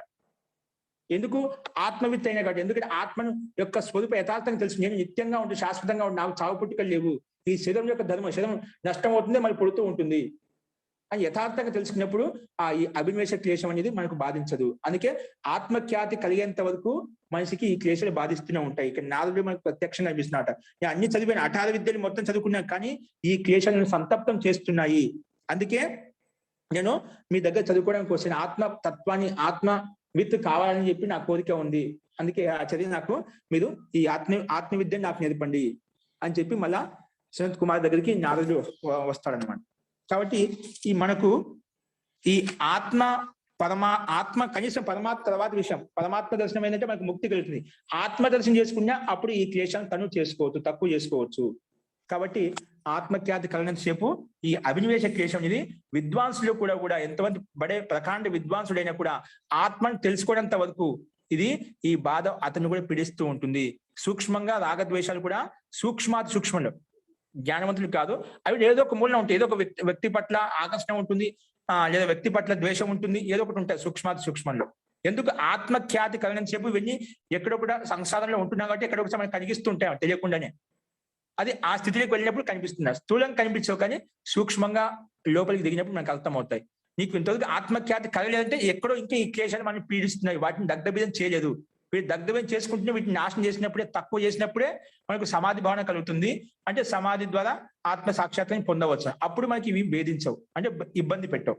కానీ ఇబ్బంది పెడుతున్న విదూషణ కూడా అంటే అది ఇంకా మన ఆత్మవిత్తి కాలేదు. ఇప్పుడు నారదుడు చెప్పిన విధంగా శబ్దవిత్తే, మంత్రవిత్తే, మంత్రం తెలుసు, అన్ని తెలుసు, అని చదువుకున్నాం, కానీ ఆత్మ సాక్షాత్కారం పొందలేదు. అందుకనే ఇంకా దుఃఖాలు వేధిస్తున్నాయంటే ఇంకా ఆత్మవిత్ కాదు, శబ్దవిత్తే. ఓన్లీ శబ్ద జ్ఞానం ఉంది, కానీ అర్థ జ్ఞానం లేదు, యథార్థ జ్ఞానం లేదు. అందుకే అర్థవిత్ కావాలి, శబ్దవిత్ కాదు. శబ్దం అది మాధ్యం, శబ్దం ద్వారా అర్థతత్వాన్ని తెలుసుకోవాలి. అప్పుడే మనకు సుఖము, శాంతి, ఐశ్వర్యం అన్ని కలుగుతాయి. కాబట్టి ఇది అభినివేశ క్లేశం చెప్పుకున్నాము. ఇప్పుడు ఈ అభినివేశ క్లేశం వెనుక సందేహం ఉందా? ఇదే కాకుండా ఈ 5 క్లేశాలు ఇప్పుడు మొత్తం చెప్పుకున్నాము. 5 క్లేశాలు చెప్పాము. 5 క్లేశాలకు ఒక్కొక్కటి పరిభాషా పూర్వకం చెప్పుకున్నాం. ఇందులో వెనుక సందేహం ఉంటే చెప్పండి, ఏంటంటే ముందుకెళ్దామండి. అస్తు, చూడండి నెక్స్ట్ ఏం చెప్పాడు? తే ప్రతి ప్రసవ హేయాః సూక్ష్మాః, తే సూక్ష్మాః ప్రతి ప్రసవ హేయాః. అంటే ఈ 5 క్లేశాలు ఉన్నాయి కదా, అవిద్య, అస్మిత, రాగము, ద్వేషము, అభినివేశం అని. ఇవి తే సూక్ష్మ, అత్యంత సూక్ష్మంగా ప్రతి ప్రసవ అంటే ఉత్పన్నం అండి. అంటే మన సంస్కారం ఉందనుకోండి, వాసన సంస్కారం ఉందనుకోండి, ఈ క్లేశాలు ఉత్పన్నం అవుతూ ఉంటాయి. కాబట్టి ఈ సంస్కారం దగ్ధబీజం చేసినప్పుడు ప్రతిప్రసవం అవుతాయి అన్నమాట. ఈ క్లేశాలను ఈ క్రియాయోగం ద్వారా దగ్ధబీజం చేసినప్పుడు సూక్ష్మం అవుతాయి. అందుకే తే సూక్ష్మ ప్రతిప్రసవ హేయాః, వాటిని సూక్ష్మం చేసి తగ్గించుకోవాలి. ప్రతిప్రసవ అంటే ఇవి ప్రతిప్రసవం చేసినప్పుడు ఏమవుతాయి? తక్కువ చేసినప్పుడు అట్లా తన ప్రకృతిలో లీనమైపోతాయి. ప్రతిప్రసవ, ఇప్పుడు ప్రసవ ఉత్పత్తి ఉండాలి. ఈ కర్మాశయం సంస్కారం ఉన్నంతసేపు, వాసన ఉన్నంతసేపు అవి ప్రసవం అంటే ఉత్పన్నం అవుతూ ఉంటాయి. ఈ క్లేశాలు, రాగద్వేష అభినివేశ క్లేశాలు ఉత్పన్నం అవుతుంటాయి. వాటి ప్రతిప్రసవం చేసామనుకోండి, అంటే నష్టం చేసాం, దగ్ధబీజం చేసామనుకోండి, అవి దగ్ధబీజం అయిపోయిన తర్వాత అక్కడ ఉండవు, జీవాత్మ దగ్గర ఉండవు. దగ్ధబీజం కానంతసేపు ఈ చిత్తము, ఈ బుద్ధి అనేది ఆత్మ దగ్గరనే ఉంటుంది. దగ్ధబీజం చేసేసామనుకోండి, ఈ చిత్తం అనేది వెంటనే ప్రకృతిలో లీనమైపోతుంది. ఎందుకంటే ఈ చిత్తం జడ వస్తువు కాబట్టి ప్రకృతిలో లీనమైపోతుంది. అక్కడ ఉండదన్నమాట. ఈ క్లేశాల పంచ క్లేశాలతో పాటు అవిద్యాది క్లేశాలతో పాటు కూడా దాన్ని వెంట పెట్టుకుని లీనమైపోతుంది. అందుకే ఏ ప్రతి ప్రసవ హేయాహ వాటిని లీనం చేయాలి. ఏంటివి? తే సూక్ష్మ అంటే ఈ 5 క్లేశాలు సూక్ష్మాలు. ఏంటివి? ప్రతి ప్రసవ హేయ వీటిని సూక్ష్మం చేసి వారి ప్రకృతిలో లీనం చేయాలి. ప్రకృతిలో కూడా లీనమైపోతాయి. దాని యొక్క చిత్తం యొక్క అధికారం సమాప్తమైంది అనుకోండి, అంటే ఈ క్లేశాలను దగ్ధబీజ 5 క్లేశాలను దగ్ధబీజం చేశామనుకోండి, ఇవి తన ప్రకృతిలో లీనమైపోతాయి. చిత్తంతో పాటు ఈ అవిద్యాది క్లేశాలు లీనమైపోతాయి. అందుకే ఈ తే సూక్ష్మ ప్రతి ప్రసవ హేయ వీటిని సూక్ష్మం చేసి ప్రకృతిలో లీనం చేయాలి అని అంటున్నాడు. తే ఈ 5 క్లేశాలు సూక్ష్మం చేయాలి. ఏ విధంగా? ప్రతి ప్రసవ హేయ, మళ్ళీ ప్రసవం లేకుండా వాటిని దగ్ధబీజం చేయాలి. ప్రతి ప్రసవం చేయాలి, దగ్ధబీజం చేయాలి. అలా చేసినప్పుడు అవి తన ప్రకృతిలో లీనమైపోతాయి అని చెప్పి ఈ సూత్రం ద్వారా చెప్పుకున్నాం. ఇప్పుడు ఇదే విషయాన్ని మహర్షి వ్యాసం అంటున్నా అంటే తే పంచ క్లేశాహ దగ్ధబీజ కల్ప వి ఈ 5 క్లేశాలను దగ్ధబీజం చేయాలి. అప్పుడు ఏమవుతుంది? అలా చేసినప్పుడు యోగినశ్ చరితాధికారే చేతసి ప్రలీనే సహ తేనైవ అస్తం గచ్చంతి. చేతసి ప్రలీనే అంటే ఈ యోగిన చరితాధికారో చేతసి ప్రలీనే అంటే ఈ యోగి యొక్క చిత్తం చూడు, ఈ చిత్తం ఏదైతే ఉందో, మనిషి ఏదైతే ఉందో అది చరితాధికారం అయిపోయింది. అంటే చరితాధికారం అంటే ఏమిటి? ఈ క్లేశం అవిద్య అస్మిత రాగ ద్వేష అభినివేశను వీటిని నష్టం చేసింది, దగ్ధబీజం చేసింది. అంటే ఆలంబన వచ్చినా కూడా మొలకెత్తామంట. అంటే ఒక విత్తనాన్ని వేచినప్పుడు పెండం మీద అది ఏ విధంగా అయితే మళ్ళీ మొలకెత్తడానికి సామర్థ్యం లేకుండా పోతుందో, అలాగా ఈ క్లేశాలను సమాధి ద్వారా, అసంప్రదాయ సమాధి ద్వారా పూర్తిగా నష్టం చేశాం. అంటే ఇంకా ఉత్పత్తి ప్రసవ స్థితి లేదు, ప్రతి ప్రసవం అయిపోయింది. అంటే మళ్ళీ ఉత్పత్తి స్థితి లేదు అంట. ఆలంబన వచ్చిన ఏమొచ్చినా ఆ సంస్కారాలు జాగ్రత్తం కాలేదు, పూర్తి నష్టమయ్యాయి. అందుకే దగ్ధబీజ కల్ప యోగిన అంటే దగ్ధబీజం చేసిన యోగికి చరితాధికారి చేతసి ప్రలీనే అంటే చరితాధికారం అంటే అధికారం పూర్తి అయినటువంటి చిత్తము ఏమవుతుంది? ప్రలీనే ప్రకృతిలో లీనమైపోతుంది. లీనమైపోయి ఏమవుతుంది? సహా తేనైవ అస్తం గచ్చంతి. అది దాని చిత్తము అధికారం పూర్తి అయిపోయిన తర్వాత, అంటే దగ్ధబీజం చేసిన తర్వాత సహ తేనైవ అస్తం గచ్చంతి, ఈ క్లేశాలతోటే ఆ చిత్తం కూడా అస్తం గచ్చంతి, ప్రకృతిలో లీనమైపోతుంది, అస్తం అయిపోతుంది అని చెప్పి ఇక్కడ మహర్షి వ్యాస్ కూడా మనకు చెప్తున్నామంట. ఈ దగ్ధబీజం చేసినటువంటి యోగి ఏమవుతుంది? ఆ చిత్తం దగ్ధబీజం చేసేసరికి ఆ చిత్తం కూడా అధికారం పూర్తి అయిపోయింది. ఆ చిత్తంలో సంస్కారాలు ఉన్నంతసేపు, వాసన ఉన్నంతసేపు ఈ చిత్తం పనిచేస్తూ ఉంటున్నామట దగ్ధబీజం చేసేంత వరకు. ఆ దగ్ధబీజం అయిపోయేసరికి ఏం చేసిన చిత్తం ఏం చేయలేదు అనమాట. అందుకే అది అధికారం పూర్తి అయిపోయింది. దాని యొక్క అధికారం పూర్తి ఏం చేయడానికి ఏం లేదు కాబట్టి ప్రలీనే అంటే ప్రకృతి లీనమైపోతుంది. లీనంతో దాంతో పాటు ఏం చేస్తుంది? తేనేవ సహ తేనేవ అస్తం గచ్చంతి, ఈ అవిద్యాది క్లేశాలు కూడా వాటితో పాటు చిత్తంతో పాటు కూడా అస్తమైపోతాయి, నష్టమైపోతాయి, అంటే ప్రకృతిలో విలీనమైపోతాయి. అప్పుడు కేవలం ఆత్మ తన స్వరూపంలో లీనమై ఉంటుంది. జీవాత్మ తన స్వరూపం లీనమై ఆనంద అనుభూతిని పొందుతూ ఉంటుంది. ఓకే, సో ముఖ్యంగా దగ్ధబీజం చేసుకుంటే చిత్తం అనేది అధికారం పూర్తి అయిపోయింది కాబట్టి తన ప్రకృతిలో లీనమైపోతుంది. ఆ చిత్తంతో పాటు ఈ అవిద్యాది క్లేశాలను కూడా అందులో లీనం చేస్తుంది అని చెప్పి ఇక్కడ మహర్షి కూడా చెప్పాడు. కాబట్టి ఇవి తే ప్రతి ప్రసవ హేయ సూక్ష్మ, ఏ పంచక్లేశాలు సూక్ష్మమైన ఏవైతే ఉన్నాయో వాటిని ప్రతి ప్రసవ అంటే ఉత్పత్తి స్థితి లేకుండా ప్రకృతిలో విలీనం చేయాలి అని చెప్పి ఇక్కడ చెప్పుకున్నాం. తర్వాత ఏమంటున్నా చూడండి, మళ్ళా స్థితి ఇక్కడ చూడండి 11వ సూత్రానికి అవతరణిక చూసుకోండి. అవతరణిక ఏమంటున్నా ఇక్కడ? స్థితానాం తు బీజ భావోపగతానాం అంటే ఇక్కడ బీజ రూపాన్ని స్థితమయ్యాయి. ఏంది? వీటిని సూక్ష్మం చేశాను సమాధి భావన ద్వారా. క్లేశాలు సమాధి క్రియాయోగం ద్వారా సమాధి భావన ఉత్పన్నమైంది, ఇంకా క్లేశాలు తక్కువైపోయాయి. అంటే ఇప్పుడు బీజ రూపంలో ఉన్నాయి. దగ్ధబీజం చేస్తే ఏమవుతుంది? అవి చిత్తానికి అధికారం పరిసమాప్తమైంది కాబట్టి ప్రకృతి లీనమైపోతుంది. ఇంక ఇప్పుడు తక్కువ చేశాం, సూక్ష్మం చేశాం అనుకోండి, అప్పుడు బీజ రూపంలో ఉంటాయి. అందుకే చెప్పిన ఒకేలా స్థితానం ఒకవేళ బీజ రూపంలో ఉన్నాయనుకోండి, అంటే మనకు ఉదారావస్థ లేవు, సుప్తావస్థలో ఉన్నాయనుకున్నాం. ఇవి సుప్తావస్థలో ఉన్నాయంట. అటువంటి స్థితిలో స్థితానంతో బీజ భావోపగతానం అంటే బీజ రూపంలో ఉండేటువంటి ప్రాప్తమైనటువంటి వాటికి నష్టం చేయలేదు. అటువంటి క్లేశాల యొక్క స్థితి ఎలా ఉంటుంది, వాటిని ఎలా తొలగించుకోవాలి అంటే ఇక్కడ ఉపాయం చెప్తున్నాడు. అంటే బీజ రూపంలో ఉండేటువంటి క్లేశాలను, ఈ అవిద్యాది క్లేశాలను ఎలా వీటిని నష్టం చేయాలంటే దానికి సమాధానం ఇక్కడ చెప్తున్నాడు ఈ సూత్రం ద్వారా. ధ్యాన హేయా తద్వృత్తయ. ఈ వృత్తులు ఏంటివి? 5 రకాలు చెప్పాం కదా, అవిద్య అస్మిత రాగం అని చెప్పి ఇవన్నీ. ధ్యాన హేయ తద్వృత్తయ. వృత్తయ అంటే ఇక్కడ తాత్పర్యం ఈ పంచక్లేశాలు. ఈ 5 క్లేశాలను ధ్యాన హేయ, ధ్యానం ద్వారా అంటే వివేక ఖ్యాతి ద్వారా, ధ్యానం ద్వారా వీటిని తొలగించాలి. ఈ వృత్తులను అంటే అవిద్యాది వృత్తులను తొలగించుకోవాలి. ఇక ధ్యానం అంటే ఈ సందర్భంలో క్రియాయోగం ద్వారా ఏంటి తపః స్వాధ్యాయ ఈశ్వర ప్రణిధానం ద్వారా మనము ఈ క్రియాయోగం చేసి వీటిని ఇలా చేయడం వల్ల వివేక ఖ్యాతి కలుగుతున్నాను. వివేక ఖ్యాతి అంటే ప్రసంఖ్యాన ఖ్యాతి, ఉత్కృష్టమైన ఖ్యాతి, జ్ఞానం ఉత్పन्न అవుతుంది. ఈ వివేకం ద్వారా, వైరాగ్యం ద్వారా మనం అభ్యాసం ద్వారా ఏమవుతుంది? వీటిని తొలగించుకోవచ్చు ఈ 5 క్లేశాలను. అందుకే ధ్యానం ద్వారా, ధ్యానం అంటే తాత్పర్యం ప్రసంఖ్యాన ధ్యానం ద్వారా, అంటే ప్రసంఖ్యానం అంటే ఉత్కృష్ట జ్ఞానం ద్వారా. ఉత్కృష్ట జ్ఞానం ఎలా కలుగుతుంది? క్రియాయోగం ద్వారా కలుగుతుంది. క్రియాయోగం అంటే తపః స్వాధ్యాయం ఈశ్వర ప్రణిధానం చేయడం వల్ల ఈ క్రియాయోగం కలుగుతుంది. క్రియాయోగం వల్ల ధ్యాన స్థితి కలుగుతుంది, అంటే వివేక ఖ్యాతి కలుగుతుంది. వివేక ఖ్యాతి ద్వారా అంటే ఉత్కృష్టమైన జ్ఞానం ద్వారా హేయాహ తద్వృత్తయ, 5 క్లేశాలను తొలగించుకోవాలి. అందుకే ధ్యాన హేయాహ. ధ్యానం అంటే ఇక్కడ మనం ధ్యానం కూడా చెప్పుకోవచ్చు. ధ్యానం ద్వారా కూడా వీటిని తొలగించుకోవచ్చు. మనం మెడిటేషన్ చేస్తాం కదా, ఆ ధ్యాన హేయ, ధ్యానం ద్వారా వీటిని తొలగించుకోవాలి. ఏంటివి? 5 క్లేశాలను. మన సూక్ష్మంగా ఎక్కువగా ప్రయత్నం చేయడం వల్ల ఇవి సూక్ష్మ అయిపోతాయి. ఆటోమేటిక్ తెలిసిపోతుంది మనకు. నాలో ఏ క్లేశాలు, అవిద్య పీడిస్తుందా, రాగం పీడిస్తుందా, లేదా ద్వేషం ఉందా, అభినివేశం ఉందా, మనకు అన్ని తెలుస్తూ ఉంటాయి అన్నమాట.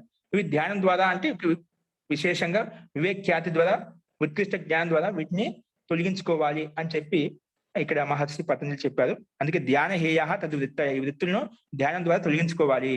ఇదే విషయంలో ఎలా తొలగించుకోవాలని చెప్పి ఇంకా కొంచెం విశదీకరించి చెప్పాడు మహర్షి. చూడండి వ్యాస భాష్యంలో, క్లేశానాం యా వృత్తయ స్థూలాః తాః క్రియాయోగేన తనూకృతాః సత్యః ప్రసంఖ్యానేన ధ్యానేన హాతవ్యా యావత్ సూక్ష్మీకృత యావత్ దగ్ధబీజ కల్ప ఇతి. ఇక్కడ చూడండి ఎంత బాగా చెప్పాడు. క్లేశానం యా వృత్య, క్లేశం అంటే పంచక్లేశం కదా అవిద్యాది.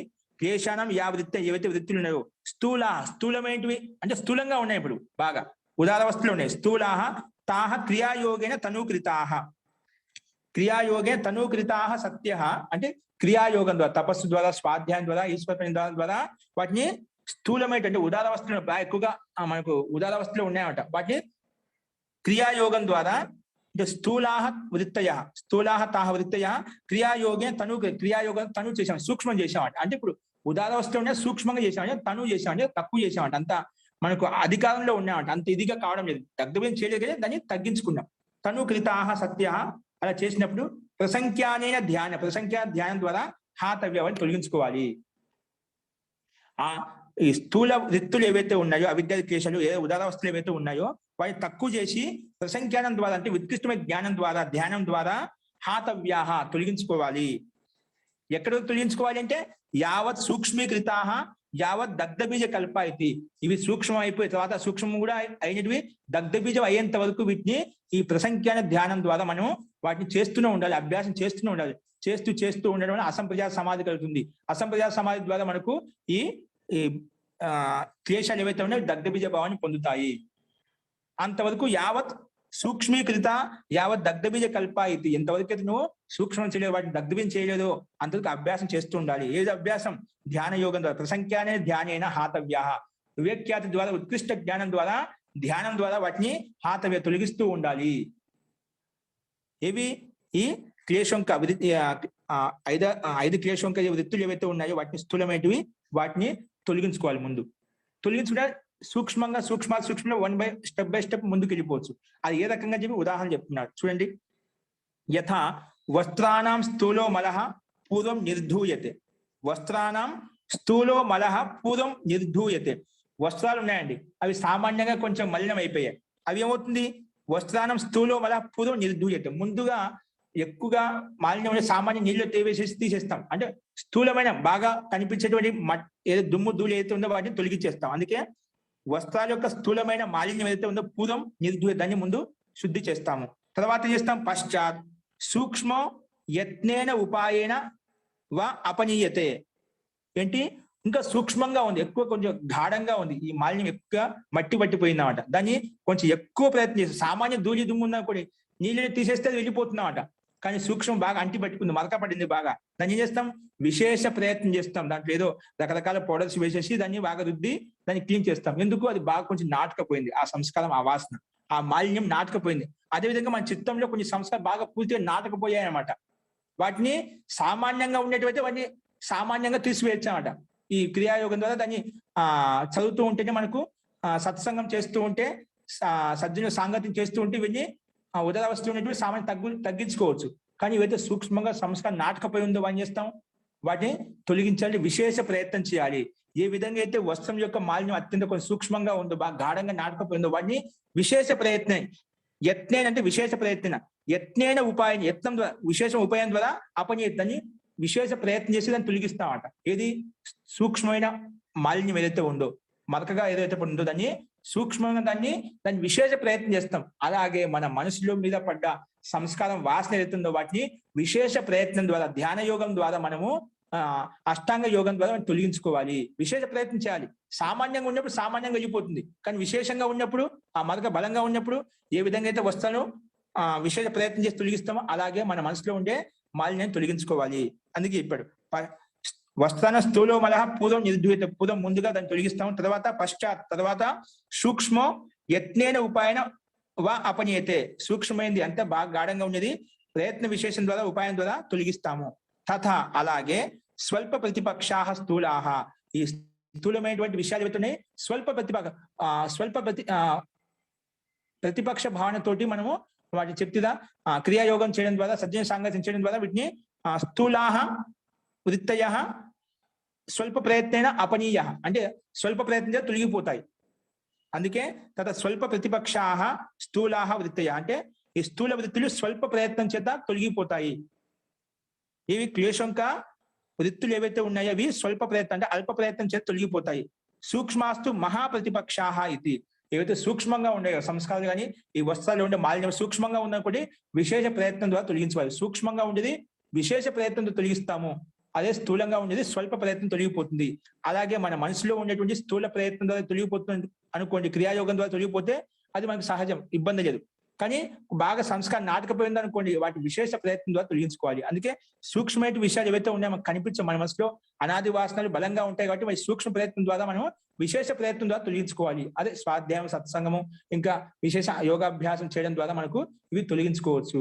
అందుకే చెప్పాడు స్వల్ప ప్రతిపక్షాః స్థూలాః వృత్తయః క్లేశానాం స్థూల వృత్తయః స్వల్ప ప్రతిపక్షాః అన్వయం చేసుకుంటే, క్లేశాల యొక్క స్థూల వృత్తులు ఏవైతే ఉన్నాయో అవిద్యాది క్లేశాలు స్వల్ప ప్రతిపక్షం ద్వారా తొలగిపోతాయి.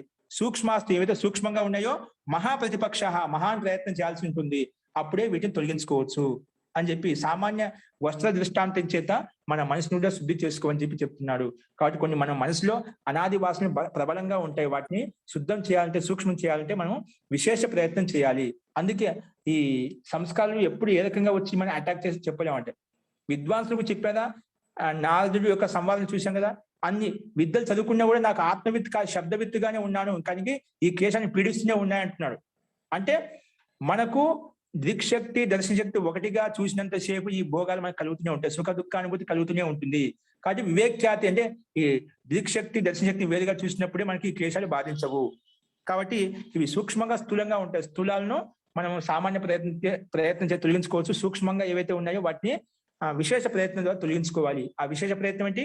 యోగాభ్యాసము, క్రియాయోగము, వీటి ద్వారా తొలగించుకోవాలి. ఇంకా మనకు ముందు చెప్పిన చాలా ఉపాయాలు ఉన్నాయి, వాటి ద్వారా అభ్యాసం చేయడం ద్వారా వీటిని తొలగించుకోవచ్చు అని చెప్పి ఈ 11వ సూత్రంలో మనం చెప్పుకున్నాం. అస్తు, ఇప్పుడు ఇందులో చెప్పిన వాటిలో ఎవరికైనా సందేహం ఉంటే చెప్పండి. ఇప్పుడు చెప్పిన వాటిలో చాలా ఉన్నాయండి మహోదయ. జీ చాలానే డౌట్లు వస్తున్నాయండి మహోదయ. జీ చెప్పండి. ఇప్పుడు మీరు చెప్పిన ప్రకారం ఇందులో తొలగించుకోవచ్చు అంటున్నారు, కానీ వస్త్రం అంటే కనిపిస్తుంది, మనకు మరక తెలుస్తుంది, కానీ వీటిలో ఎలా తెలుస్తుందండి మహోదయ? మనసులో ఎందుకంటే నీ కర్మలు నీకు తెలుసండి, నాకు తెలియకపోవచ్చు, నీ కర్మ నువ్వేం చేసావు నీకు తెలుసు, ఆ పరమాత్మ తెలుసు. ఏ దోషం తెలియవా? నీ మనసుని ఒకసారి అంతరాత్మని ఒకసారి ఆకలనం చేయండి. ప్రతి ఆత్మకు తను చేసిన దోషాలు ఏమిటి, మంచి పనులు ఏంటి అన్ని తెలుసండి. నాలో ఉండే దోషాలు ఏంటి, నాలో ఉండే గుణాలు ప్రతి ఆత్మకు తెలుసు. మనం తెలియదు అనుకుంటున్నాం. ఏదైనా ఆలంబన వచ్చినప్పుడు ఇది ధర్మమా అధర్మమా తెలుస్తుంది. అధర్మమైన మన పట్ల దాని పట్ల వృత్తి కలుగుతుందంటే అదేదో దోషయుక్తమైంది. ఆ ధార్మిక వృత్తి పట్ల కలుగుతుందంటే అది గుణయుక్తమైంది. దోషాలు గుణాలు మనకే తెలుసండి. మనలో ఎన్నైతే గుణ దోషాలు ఉన్నాయో వాటిని మనం తెలుసుకొని గుణాలు వృద్ధి చేసుకుంటూ దోషాలు ఏవైతే తొలగించుకున్నా కూడా మన జీవితం ఇప్పుడే సమాధిని పొందవచ్చు, ఇదే జన్మలో సమాధిని పొందవచ్చు. ఇప్పుడు నెక్స్ట్ క్లేశమూల కర్మాశయో దృష్ట అదృష్ట జన్మ వేదిని అని నెక్స్ట్ సూచన వస్తుంది. అక్కడ ఈ కొన్ని కర్మలు ఈ జన్మలో ఫలితాన్ని ఇస్తాయి, కొన్ని కర్మలు వచ్చే జన్మలో ఫలితాన్ని ఇస్తాయి. వీటన్నిటి కారణము మన కర్మాశయం అన్నమాట. మనం చేసే కర్మ బట్టి ఎలా కలుగుతాయి రేపు చెప్పుకున్నాము. కాబట్టి మనలో ఏవైతే గుణ దోషాలు ఉన్నాయో మనకు అన్ని తెలుసు అండి. ప్రతి జీవాత్మకు తెలుసు, ఆత్మకు జీవాత్మకు పరమాత్మకు తెలుసు. కాబట్టి మనలో ఎన్నైతే దోషాలు వాటిని తొలగించుకునే కూడా మన జీవితం ధన్యం అవుతుంది. లేదు నువ్వు అంటున్నావు కదా స్థూల మరకని ప్రత్యక్షంగా చూసినప్పుడు నీ మనసులో ఉండే మరక మనకు తెలియదా? ప్రతి ఒక్కరికి తెలుసు. కాకపోతే అవిద్య కారణంగా దాన్ని చూడకుండా ఉండడం అంతే. అవిద్య వల్ల, అవిద్య కాదు, దాంట్లో ఎక్కువగా వ్యసనంలో లీనమైపోయి ఉన్నాం కాబట్టి చూసి చూడట్టు వెళ్తున్నామట. ఒక్కసారి కళ్ళు మూసుకుని ఆత్మనిరీక్షణ చేశామంటే మన దోషాలు మొత్తం కనిపిస్తాయండి. మీరు చెప్పిన ప్రకారం ఏదో జరిగిన వాటిని చూడడం అంటున్నారే కానీ జరగడానికి ముందు మనం గుర్తించలేం కదండి మహోదయ. అదే అంటున్నాను, ఖచ్చితంగా గుర్తిస్తామండి. నువ్వు ఏదైనా మనసులో కోరిక పుడుతుందండి. కోరిక పుట్టిందంటే ఆత్మలో ఉండే కోరిక అన్నమాట. ఆత్మనే మనసు ప్రేరేపించింది. అది ఆలంబన వచ్చినప్పుడు నీకు ఏ వస్తువు పట్ల అయితే ఆకర్షణ కలుగుతుంది, అది ధర్మయుక్తమా అధర్మయుక్తమా, దోషయుక్తమా పాపయుక్తమా, అదే పుణ్యయుక్తమా. ఒకసారి ఆకరణ చేసినప్పుడు మాకు తెలుస్తుందండి, ఖచ్చితంగా తెలుస్తుంది. అందుకే చెప్తున్నాం మనలో ఉండే దోషం ఒకసారి మీరు ఆత్మనిరీక్షణ చేయండి. ఏదో కూర్చొని ధ్యాన స్థితిలో ఏదో నాది ఏ దోషాలు ఉన్నాయి, ఏదైతే వద్దనుకుంటా మన దాని పట్ల ఆకర్షణ ఎందుకు పొందుతున్నాను ఒకసారి గమనించండి, మీ దోషాలు మీకు కనిపిస్తాయండి. అందుకే కొంచెం సూక్ష్మంగా ఉంటే నేను కాదని లేదు, సూక్ష్మంగా అంటే స్థూలంగా ఉండేటి ముందు మనం తొలగించుకోవాలి. స్థూలంగా తొలగించిన సూక్ష్మమైనవి కూడా మనకు కనిపిస్తాయండి. స్థూలంగా బాగా ప్రబలంగా ఉన్నప్పుడు సూక్ష్మమైనవి కనిపించాం మనకు. కాబట్టి ముందు స్థూలంగా కనిపించే దోషాలు ఏవైతే ఉన్నాయో, ప్రబలంగా ఏవైతే ఉన్నాయో, వర్తమానంలో యాక్టివ్గా ఏవైతే ఉన్నాయో వాటిని తొలగించుకోండి చాలు. రోజు నేను ఏం చేస్తున్నాను, నేను నా లక్ష్యానుగుణంగా ముందుకు వెళ్తున్నానా, నేను ప్రయత్నం చేస్తున్నానా, నా కర్తవ్యం పట్ల నేను దయత్వంగా ఉన్నానా, ముందు స్థూల కర్మలు ఏవైతే చేస్తున్నారో మీరు వాటి పట్ల మీరు ఆత్మనిరీక్షణ చేసినప్పుడు నీ బాధ్యత పట్ల నీ కర్తవ్యం పట్ల మీరు అవలోకనం చేసినప్పుడు నీకు తెలుస్తాయండి నేను ఏం చేస్తున్నాను, మంచి చేస్తున్నా చెడు చేస్తున్నా అని చెప్పి. అలా ఇవి స్థూలమైన తెలుసుకున్నప్పుడు సూక్ష్మ విషయాలు ఖచ్చితంగా తెలుస్తాయండి. ఈ విషయంలో సందేహం లేదు. ఒకసారి గమనించండి, నువ్వు విశేషంగా తెలుసుకోవాలని చేసినప్పుడు, విశేష ప్రయత్నం చేసినప్పుడు సమాధిలో ధ్యానంలో కూర్చొని మీకు ఏదో తెలుస్తాయి. నాలో ఏవే ఉన్నాయి, ఇంకా నన్ను పీడిస్తున్నా, ఏ బాధ పీడిస్తుందా, రాగం పీడిస్తుందా, ద్వేషం పీడిస్తుందా, ఏంటంటే అభిద్వేషం పీడిస్తుందా, ఏది పీడిస్తున్నాను. ముఖ్యంగా రాగద్వేషాలే ఉండేవాడు. రాగద్వేషం అంటే ఏదో ఆసక్తి ఉంది, ద్వేషం అంటే అది పొందలేకపోతున్నా దాని ద్వేషం ఉందన్నమాట. సంస్కారం మనకు తెలుసండి, కాబట్టి మనం వాడిని వదులుకోలేకపోతున్నాం. ఎందుకు? ఆ సంస్కారం బాగా ప్రబలంగా నాటుకుపోయింది కాబట్టి అది వదులుకోవాలని కూడా వదిలేకు. చాలా మంది చెప్తారు అది కొంత మందు దాగే అలవాటు ఉంటుంది, కొంత సిగరెట్ పోయే అలవాటు ఉంది. ఇది తప్పని తెలుసండి, కానీ దీన్ని మటుకు వదలలేకుండా ఉన్నాను నేను. తప్పే, నేను కానీ ఇది ఉపస్థితులు దెబ్బతీస్తుంది, మందు తాగితే మైండ్ ఇబ్బంది పెడుతుంది అని తెలుసు అన్ని. దీనివల్ల హాని లాభాలు తెలుసు, లాభ నష్టాలు తెలుసు, కానీ వదులుకోలేకున్నా అండి, ఉండలేకున్నాను. కాఫీ తాగడం తెలుసు, టీ తాగడం తెలుసు, నేను కొన్ని సూక్ష్మంగా దోషాలు ఉన్నాయి, కానీ తాగలేకుండా ఉండలేకున్నా అండి అంటుంటామా? అంటే అది సంస్కారం బాగా నాటుకుపోయింది, దాన్ని వదిలేకున్నాం మనం. దాని పట్ల ఆకర్షణ పూర్తిగా బలంగా ఉంది, దాన్ని తొలగించుకోండి. అందుకు స్థూలమైన తొలగించుకుంటే మనలో ఇంకా సూక్ష్మంగా కూడా కనిపిస్తాయి. అట్లా మనకు కనిపించే దోషాలను దూరం చేసుకున్నా అవి మనకు సూక్ష్మ విషయాన్ని చూపించి వాటిని తొలగించుకోవడానికి మనకు ఈ భావన కలుగుతుంది. కాబట్టి ఇవన్నీ ఎలా కలుగుతాయి? అందుకే ముందు ధ్యానం చేయడం ద్వారా ఏమవుతుందంటే ముందు మనలో ఉండే దోషాలు మనకు కనిపిస్తాయి. ఇది పక్కవాడి దోషాలు వేరే విషయం, కానీ ముందు మనలో ఉండే దోషాలు కనిపిస్తాడు. మనం దోషరహితంగా అయిపోయాలంటే పక్కన వాడు దోషరహితంగా అయిపోతాడు. ముందు మన సాత్వికంగా వినా అనుకోండి, మన ఎదురుగా వచ్చేటువంటి వ్యక్తి ఎటువంటి వాడైనా కూడా మనలో ఉండే సాత్విక ప్రభావం అతని మీద పడుతుంది. మనకు పట్ల వాడు సాత్వికంగానే ఉంటాడు అన్నమాట. ముందు మనం సాత్వికంగా మారాలి, దోషరహితంగా మారాలి. ఎదుటి వ్యక్తి ఆటోమేటిక్ మన దగ్గరికి వచ్చేసరికి వ్యక్తే మారిపోతాడు. ఆ విషయం చెప్తాను తర్వాత మనకు విభూతి పాదంలో వస్తుందన్నమాట. మనము అహింసా ప్రతిష్టాయం తత్ సన్నిధ వైరత్యాగం కలుగుతున్నమాట. ముందు మనం సాత్వికంగా తయారైనప్పుడు సమస్త ప్రాణి పట్ల మన దగ్గరికి వచ్చేసరికి ఎటువంటి వ్యక్తిని కూడా వాడు నీ దగ్గర సాత్వికంగా ప్రవర్తిస్తాడు, సత్యభాషణ చేస్తాడు. ముందు మనలో కూడా ఎక్కడో ఒక బీజం ఉంది, ఆ సంస్కారం ఉంది కాబట్టి మన క్రియకు ప్రతిక్రియకు వెంటనే చేస్తున్నాం. వాడు క్రోధపడ్డా అంటే మనం వెంటనే క్రోధపడుతున్నామట. వాడు ఏదైనా ఒక విషయం పట్ల ఆకర్షణ కలిగినట్టు నేను ఎందుకు తీసుకోకూడదని చెప్పి నువ్వు దాని పట్ల ఆకర్షితుడు అవుతున్నావు. అంటే ఎదుటివాడిని చూసి చూసి నువ్వు ఎలా అవుతున్నావు అంటే ఒక్కోసారి అలా జరుగుతూ ఉంటుంది. కొన్ని మనలో సంస్కారం ప్రబలంగా ఉంటాయి కాబట్టి వాటిని మనం చూసుకోవచ్చు, ఆకలనం చేస్తే మనకు తెలుస్తుందండి. అస్తు. అయినా అండి మహోదయ, మీరు ఇంకోటి కూడా చెప్పారు, అవిద్య కారణం అన్నారు. అవిద్య కారణం అనేటప్పటికి అప్పటికి విద్య తెలిసినా కూడాను ఆ విధమైన సంస్కారమే జరుగుతుందంటే అది ఎలా తొలగించుకోవచ్చండి మహోదయ? ఇదే అభ్యాసం చెప్పారు. ఇప్పుడు 4 చెప్పాను మొత్తం 18 విద్య, ఋగ్వేదం, యజుర్వేదం అన్ని 4 వేదాలు చదివామని, బ్రాహ్మణ దర్శనం అన్ని చదువుకున్నాను. అయినా నాకు శబ్ద జ్ఞానం ఉంది, మనం తెలుసుకోలేదు నిజంగా. అన్ని తెలుసు, విద్య తెలుసు, విద్య తెలియదు మనకు. విద్య తెలిస్తేనా, ఒక్క శబ్దం తెలిసినా కూడా మనకు దానికి జీవితం మారిపోతుంది. ఏకః శబ్దః సమ్యక్ జ్ఞాతః సుప్రయుక్తః స్వర్గలోకే కామదుగ్భవతి. ఒక్కటి కూడా యథార్థంగా తెలుసుకున్నామంటే చాలు, అన్ని తొలగిపోతాయి. ఈ అస్మితా శక్తిని ఒకటి తెలుసుకున్నా చాలు, అన్ని తొలగిపోతాయండి. మనం యథార్థంగా తెలుసుకోలేదు, శాబ్దిక రూపం తెలుసుకున్నాము. అందుకే ఇది ఈ దృష్టాంతం ఇచ్చాడు ఉపనిషత్తులు అన్నమాట. యథార్థంగా తెలుసుకున్నప్పుడు ఇలాంటి మనకు సంస్కారం ఉండదండి. మనకు యథార్థం తెలుసు, శాబ్దిక విన్నాం, దాని ఆచరణలో లేదు. ఆచరణ యుక్తమైనప్పుడు ఆటోమేటిక్ గా నేను మనసు మార్చేస్తున్నమాట. కాబట్టి అందుకే ఒకసారి మనం ఈ ధ్యానం ద్వారా మనం ఒకసారి ఆత్మనిరీక్షణ చేసుకోవాలి. అందుకే ప్రతి నిత్యం ఆత్మనిరీక్షణ చేసుకోవాలి. ఉదయం నుంచి సాయంత్రం వరకు నేను ఏ కర్మలు చేశాను, ఎటువంటి ఆలోచనలు చేశాను, ఈరోజు నా సమయాన్ని సదుపయోగం చేశానా, దురుపయోగం చేశాను, ఎంత ప్రయత్నం చేశాను ఆత్మ కళ్యాణం కోసము, లేదా నా కుటుంబం కోసము, ఇంకా సమాజం కోసం ఏం చేశాను, ఈ సమయాన్ని వృధా చేశానా, వ్యర్థంగా సమయ కాలక్షేపం చేశాను ఏమన్నా, ఇలా నీకే నువ్వు ఆత్మనిరీక్షణ చేసుకున్నావంటే నీకు చాలా దోషాలు గుణాలు కనిపిస్తాయి. మంచి పని చేశాను, చెడు పని చేశాను అని చెప్పి. అట్లా ప్రతి యోగ సాధకుడు ఖచ్చితంగా ప్రతి క్రియాకలాపం గమనిస్తూ ఉంటాడనమాట. గమనించడం వల్ల నీకు ఇది నేను చేసింది ఆలోచన, పద్ధతి, విధి విధానం, చేసిన కర్మ ఇది కాదు, ఇలా కాదు, ఇలా చేయాలి, ఇలా కాదు, ఈ విధంగా చేయాలి, నీకు ఆలోచన విధానం మారుతుంది. కాబట్టి మనము ఇది అదే అభ్యాసం ద్వారా, యోగాభ్యాసం ద్వారా ఇవే మనకు ముందు మన గురించి మనం తెలుసుకుంటామండి. మనలో గురించి ఇప్పుడు ఎందుకంటే నువ్వు చెప్పింది ఎందుకు యథార్థమే. ఏ రకంగా యథార్థం అంటే మనము అన్ని విషయాల పట్ల పూర్తిగా ఓతప్రోతం అయిపోయామట. నేను తప్పును ఎదుటి వాళ్ళకి తప్పు అనిపిస్తే నీకు కరెక్ట్ గా అనిపిస్తున్నావట. అది తప్పుగా చూడటం లేదు, ఒప్పును ఒప్పుగా చూడటం లేదు. తప్పును కరెక్ట్ గా చూస్తున్నావు, కరెక్ట్ను తప్పుగా చూస్తున్నావు. ఇప్పుడు చెప్పిన అవిద్య అంటే అనిత్య వస్తువు నిత్య భావన కలిగి ఉంటుంది. అది కేవలం అంతవరకే సీమితంగా. అవిద్యకు పరిభాష చాలా ఉందండి. ప్రతి క్రియాకలాపాల్లో, మనం చేసే ప్రతి క్రియాకలాపాల్లో, ప్రతి కర్మలో ఇది వర్తిస్తుందట. స్థూలంగా 4 భాగాలు చెప్పామట. అనిత్య వస్తువుల పైన నిత్యంగా భావించడం, అశుచి శరీరం పట్ల శుచిగా భావించడం అని చెప్పి, దుఃఖంలో సుఖాన్ని భావిస్తున్నాం, అదేవిధంగా అనాత్మలో ఆత్మభావన కలిగి ఉంటున్నాం అన్నమాట. దీన్ని ఆధారం చేసుకుని మనం సూక్ష్మంగా ఎంతవరకే వెళ్ళిపోవచ్చు. అంటే లేని దాన్ని ఉన్నట్టుగా, ఉన్నది లేనట్టుగా మనం ఆలోచిస్తున్నాం. కాబట్టి ఇదంతా అవిద్య వల్ల మనకు కలుగుతుంది. యథార్థంగా తెలుసుకున్నప్పుడు నీకు ఇలాంటి బాధ కలగదు. అది ఎలా తెలుస్తుంది? మన యోగాభ్యాసం చేయడానికి ఇందుకోసం ప్రతి నిత్యం, ప్రతిరోజు శుద్ధి అనేది ఖచ్చితంగా అవసరము. ఏ విధంగా చెప్పాం కదా, శారీరక శుద్ధి మన ఇంటికి శుద్ధి చేస్తున్నామో ఆ విధంగా ప్రతిరోజు ఒక్కరోజు శుద్ధి చేయకపోతే ఏ విధంగా మాలిన్యం వచ్చేస్తుందో అదే విధంగా మన మనసు శుద్ధి ఎలా అవుతుందంటే ఈ ధ్యానం ద్వారా, బ్రహ్మ విద్య ద్వారా, అంటే స్వాధ్యాయం ద్వారా, అంటే క్రియాయోగం ద్వారా.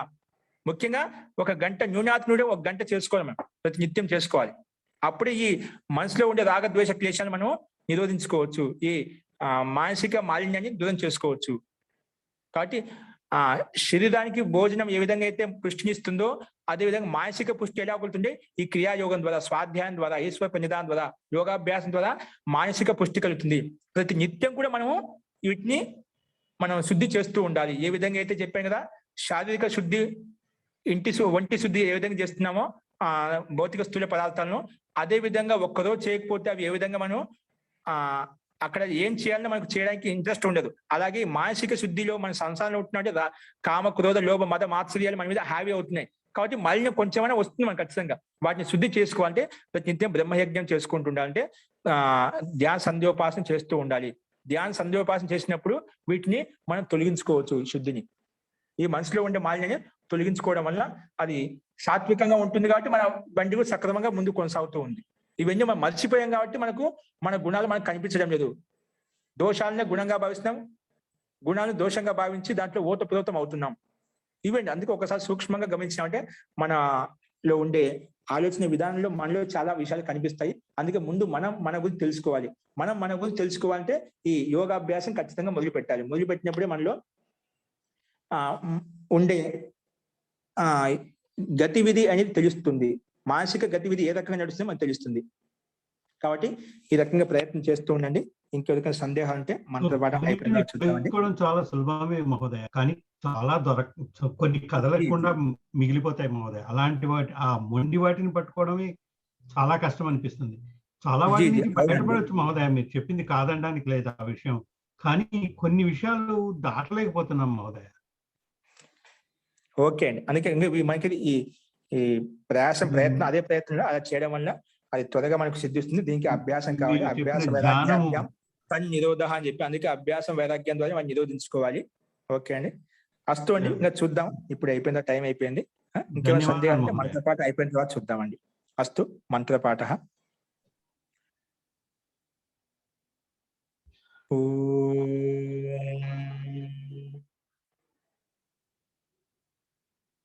సర్వే భవంతు సుఖినః, సర్వే సంతు నిరామయాః, సర్వే భద్రాణి పశ్యంతు, మా కశ్చిద్ దుఃఖ భాగ్ భవేత్. ఓం శాంతి శాంతి శాంతి. సర్వేభ్యో నమః. అందరికీ నమస్కారం అండి.